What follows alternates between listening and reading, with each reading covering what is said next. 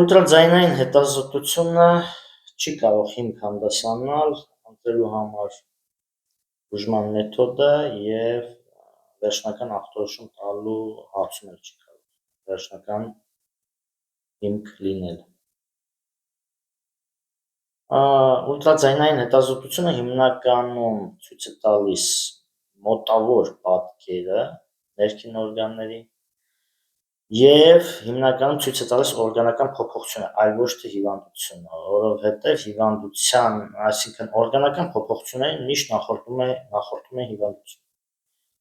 Օրգանական փոփոխությունը դրանք հիվանդության արդյունք են, հետևանք, այլ ոչ թե հենց հիվանդություն։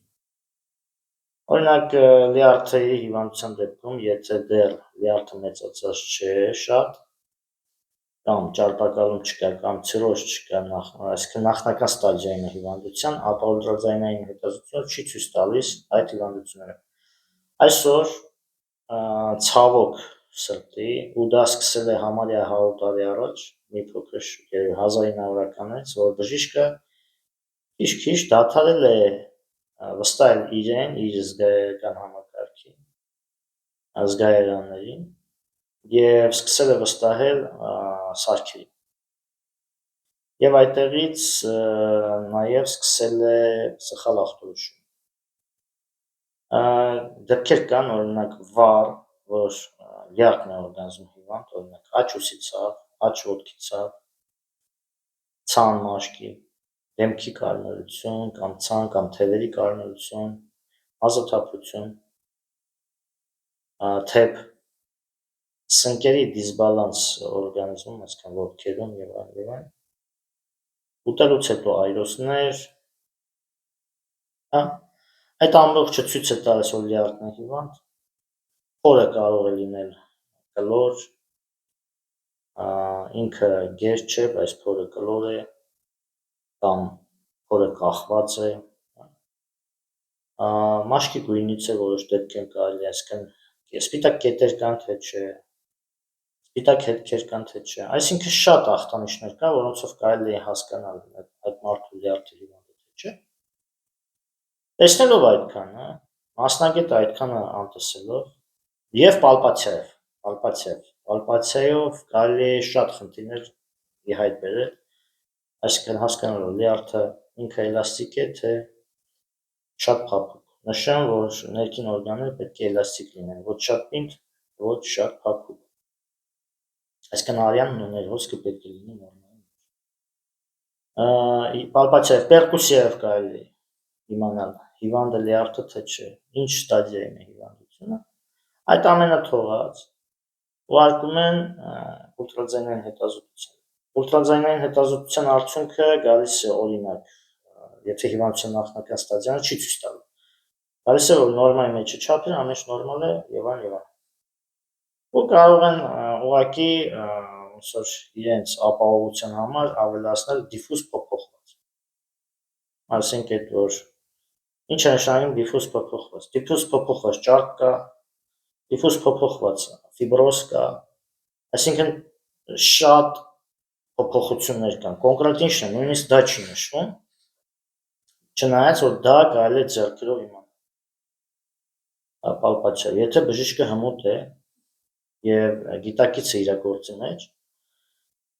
և փաստորեն հետազոտությունը եկավ, որ չափերը նորմալ է, իրանց մոտ տպավորված է, որ եթե չափը նորմալ է, ուրեմն առողջ է, ուրեմն խնդիրը դրանից չի, երեք ուրիշ տեղ գտնենք, ու շատ պացիենտներ շատ են տանջվում, ասենք աջ ոտքը ցավում է, իրենց չի հետաքրքրում, որ լյարդը ցած չէ, ցավազրկող կամ բլոկադ արեք։ Եվ այսպես հիվանդությունը ավելի բարձրանում է, ասում մինչև մի օր հասնում է ցիրոզի, որովհետև երբ որ սուր հիվանդությունը, այսինքն հիվանդությունը երբ որ սկսում է, ախտանիշներ են գալիս։ Այս որ հիվանդության ախտանիշները ճնշում են վերածվում են խրոնիկի,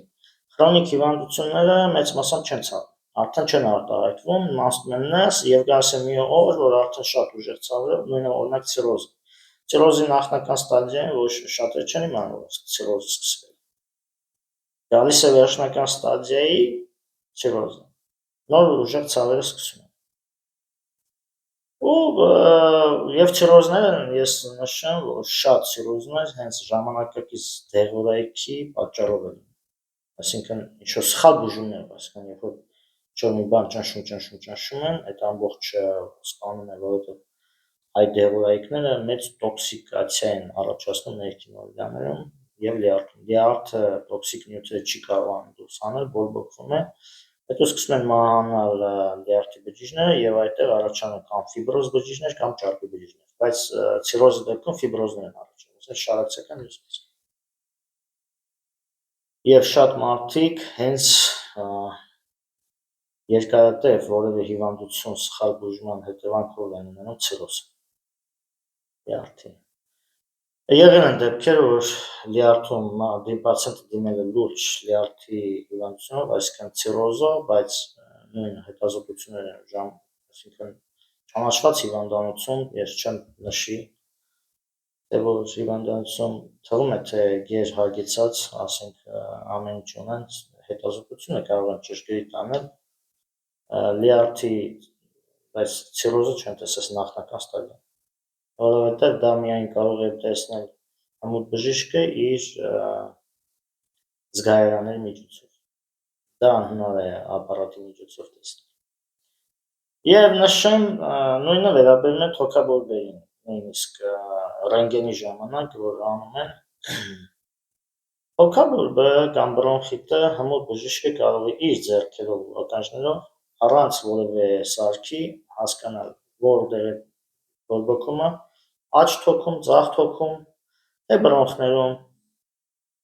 աջ, ձախ, բրոնխի վերևի հատվածում, լինում է տես, այսինքն լինում է բրոնխի վերևի, աջ բրոնխի վերևի հատվածն է բորբոքված։ Եվ դրանից ելնելով է պետք ճիշտ բուժում նշանակել, չի կարող բրոնխիտն ու թոքաբորբը նույն ձև բուժել։ Դրա համար ձեռքեր են պետք, ականջ է պետք, թակելով հասկանալ, ըստ ձայնի էլ հասկանալ, նախնական ստադիայում է բրոնխիտը, վերջնական ստադիայում է բուժվում, քրոնիկ բրոնխիտը, քրոնիկ չէ, սուր է, սուրի նախնական ստադիան եւ այլն, այդ բոլորը կարող է իմանալ բժիշկը իր ականջներով ու ձեռքերով, դա համար պետք չէ քան սարքեր։ Եվ ինչ է նշանակում, ռենտգենը ցույց տվեց ընդհանուր բորբոքումը, բայց ցույց չտվեց դա վերջնական, այսինքն գրվում է, բրոնխիտ, բայց չի գրվում, որ բրոնխները, որը չէ շատ, այսինքն վերջնական ախտորոշում չի կարող վերջնական լինել, որովհետև ռենտգենը ամբողջ պատկերը չի ցույց տա։ Ամբողջ պատկերը պետք է հասկանալ ծավալով, իսկ ծավալը ցույց է տալիս ձայնը, այսինքն թակելով։ Եվ այստեղից բուժումն է կարող է սխալ ընտրվել, եթե ախտորոշումը վերջնական ճիշտ չի։ Եթե օրինակ աջ թոքի վերևի հատվածն է, բուժումը ուրիշ ձև է, աջ թոքի ներքև հատվածն բորբոքված բուժումը այլ է, ձախ թոքը բուժումը այլ է, բրոնխները բուժումը այլ է։ Ճիշտ բուժումը ես նկատում, ոչ թե հակաբիոտիկներով ճնշել, վերածել քրոնիկի։